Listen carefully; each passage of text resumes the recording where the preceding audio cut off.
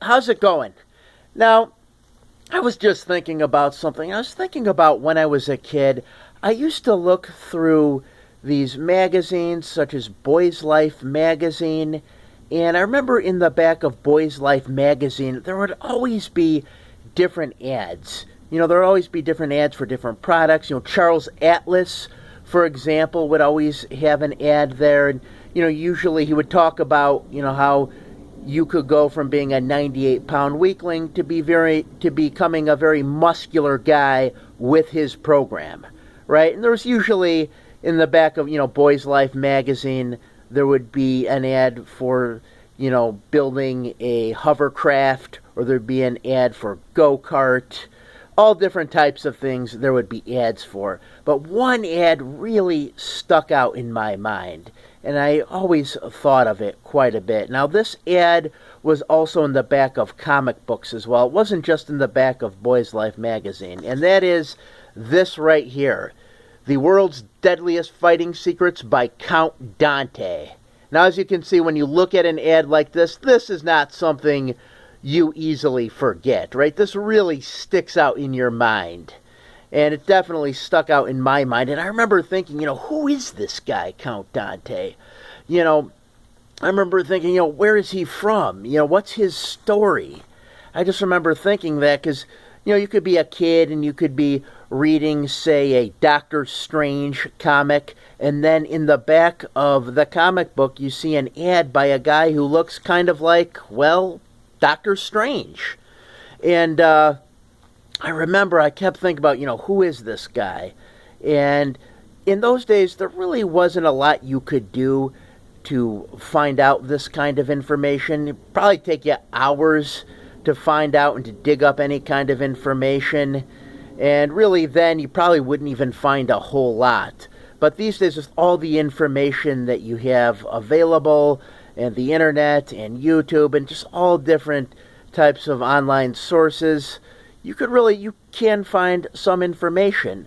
So I went looking for some information on this Count Dante, and I did find some information, not a whole lot, and all I have to say is, wow. Count Dante is probably one of the most controversial martial artists in the modern history of the martial arts, without a doubt. And just to tell you a bit about him, to tell you a bit about what I uncovered, Count Dante was born in the Chicago neighborhood of Beverly, and his dad was fairly wealthy. I guess he was a physician. I believe he was also a banker. And when Count Dante graduated high school, he went into the Army. And when he went into the Army, he began to learn about the martial arts. Now, this was in the 1950s. And back in the 50s, the martial arts started to become more popular in the West. People were finding more about Kung Fu and karate. And, they were just gaining a bit more exposure to the martial arts. And Count Dante got really into the martial arts at this time, and he began to travel. When he got out of the Army, he began to travel around the country, learning from different martial arts instructors, including Ed Parker. Now, Ed Parker, for those who know, was famous for being Elvis's karate instructor. But he then came back to the Chicagoland area, and he became the president of the Midwest Karate Association, and he began to host these karate tournaments in the early 60s. One of them was even held at the University of Chicago. And supposedly even, I guess, Bruce Lee was said to have even attended one of his tournaments. But what he would do is he would do different exhibition-type activities. Like he would have quick draw artists there who would draw a gun, and then he would try to put his fist in front of their face before they did this, just to kind of see who was faster. Now, for kids who grew up in the 1950s and were exposed to all different types of cowboy things and whatnot, this was, very appealing, and it'd be even appealing today if you think about it. But, so, he promoted these tournaments, and then he began to open up some karate dojos, and he opened up a few of them in the Chicago area. And in addition to this, He also became a hairstylist at the Playboy Club. He also opened up his own hair salon. He purchased a used car lot. He co-owned a porn shop. He was also said to have co-owned an occult bookstore. And he also became a certified voodoo priest. And, if that wasn't enough, at this time he also purchased a lion. He would walk around Chicago frequently with, this pet lion that he had. And around this time, he also began to kind of change his appearance. He got kind of like this intricate facial hair pattern, and he wore like very flamboyant clothing as well. Now, around this time, I should say around 1966 and 67, he began working on the world's Deadliest Fighting Secrets. And in 1968, he had finished it and was advertised in comic books. And now, Count Dante wasn't, the only comic book sensei. At this time, there were other comic book senseis. But, his ad is definitely the one I remember. And, in fact, I'll read to you the ad right now. It says, Count Dante is the undefeated Supreme Grand Master of the fighting arts. Count Dante won the world's overall fighting arts championship, master and expert division, after defeating the world's masters of judo, boxing, wrestling, kung fu, karate, aikido, etc. in death matches. On August 1st, 1967, the World Federation of Fighting Arts crowned the Count the world's deadliest fighting arts champion and master. It's kind of hard to read because it's in very small print. But, yeah, so, that was the ad. And, like I said, this was in comic books. And, you would find it around. And, like I said, a very eccentric guy. Now, when Count Dante opened up these karate studios, one of the things he would do, like Bruce Lee, is he would teach anyone who wanted to learn. Whoever wanted to learn, they were welcome to learn at one of his studios. He would teach you, like I said, whoever wanted to learn, blacks, white, Hispanic, Asian, it didn't matter. He would teach whoever would want to learn. And also, like Bruce Lee, Count Dante was also an early advocate of combining the martial arts together. He felt that tradition and protocols, he had made the martial arts ineffective to some degree. He wanted to make them more street effective, as he called it. So he was an advocate of combining the martial arts together. He even created his own martial art called Dante. Just like Bruce Lee created his own martial art. Now, if that wasn't enough, there were just a lot of other things. One of them was the fact that he challenged Muhammad Ali to a fight. He found out where Muhammad Ali lived in Chicago and supposedly went over to his residence and challenged him to a fight. Now, as far as I know, Muhammad Ali did not accept. Muhammad Ali, probably like Bruce Lee and Chuck Norris, was challenged by a lot of people. So, Muhammad Ali most likely, didn't accept. As far as I know, he didn't.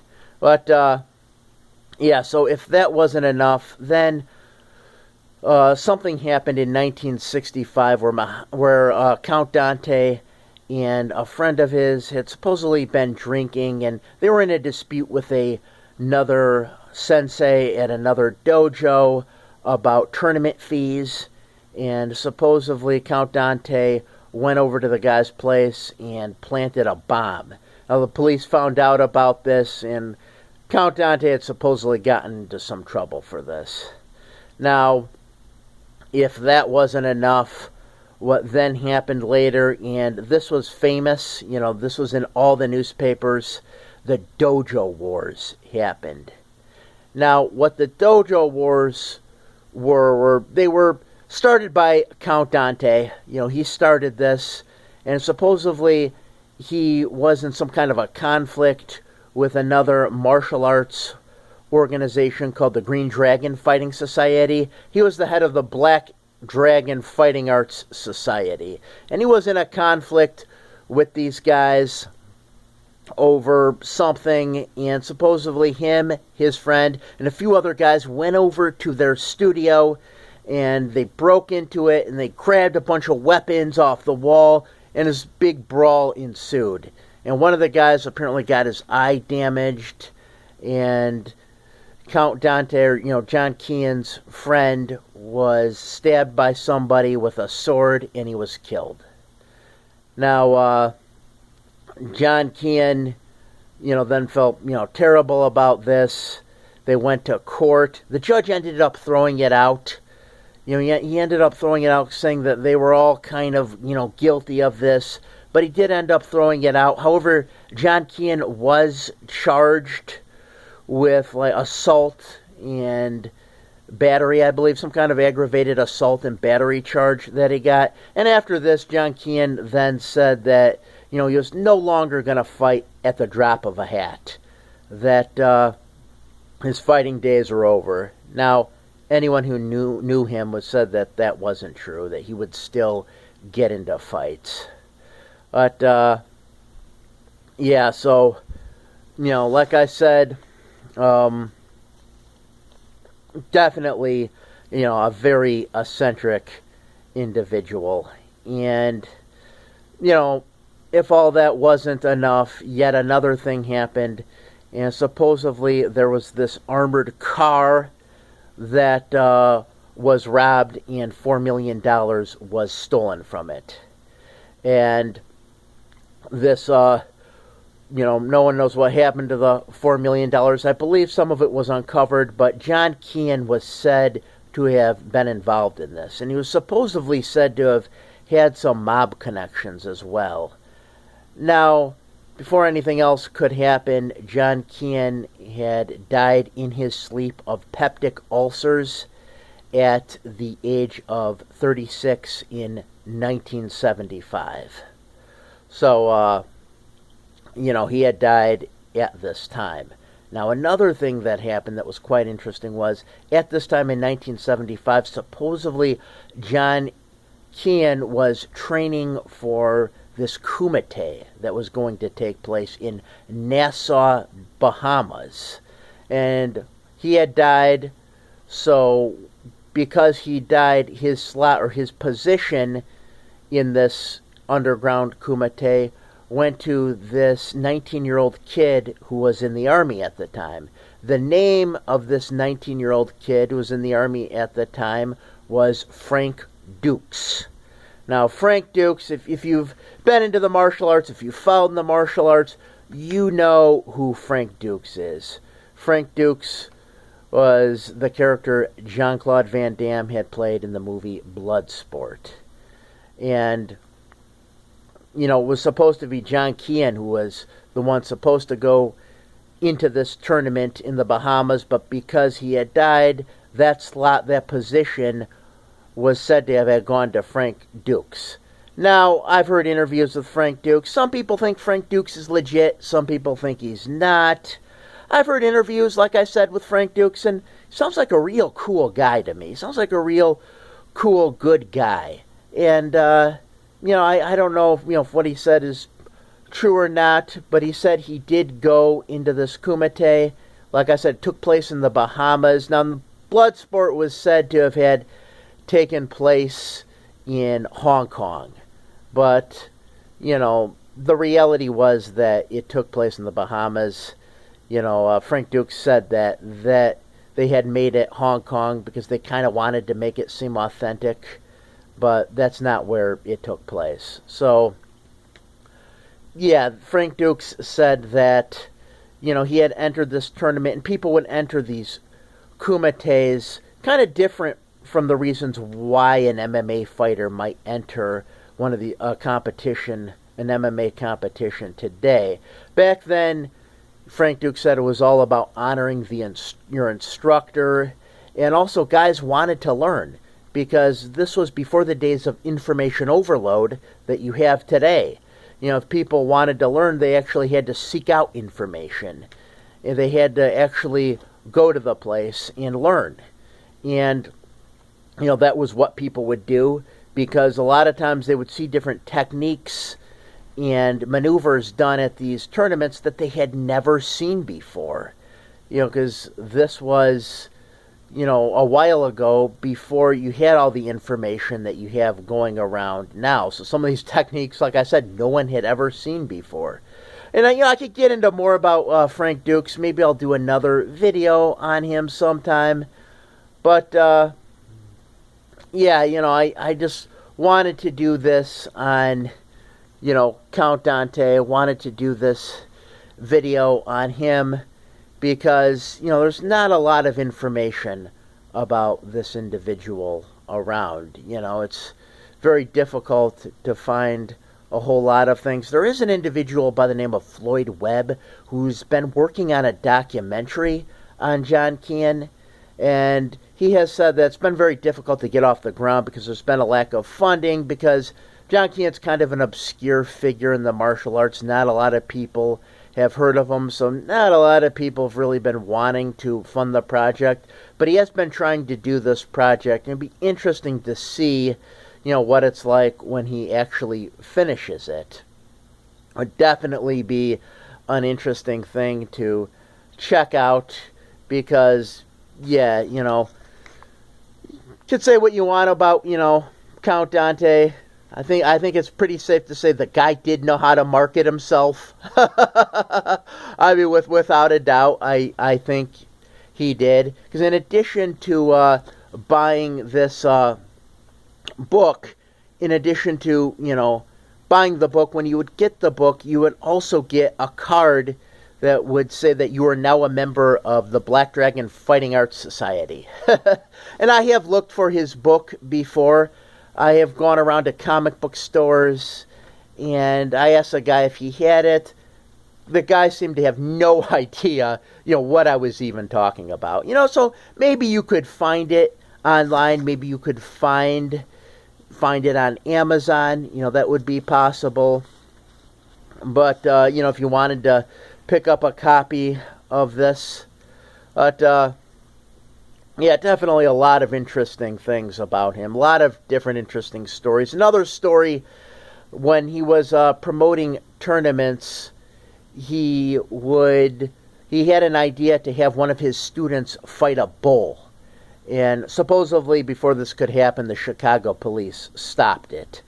But this was essentially, you know, just his way of marketing the tournament he wanted to put on. And people believe that he wouldn't have actually had the student fight the bull, that this was just really nothing more than a marketing ploy. And, you know, that could be what he wanted to do. That could be the reasoning behind that. But yeah, you know, there are some places in popular culture you could find out, you know, some information about him. I think it might have been Dragon Ball Z. There's actually a character in there supposedly that was influenced by Count Dante, you know, by John Cann. But yeah, you know, that's all I have to say about him. As always, you know, if you did watch this video, I hope you found it interesting, and I definitely thank you for watching. And you know, if you want to, also feel free to subscribe as well. But either way, I thank you for watching my video. Have a good night.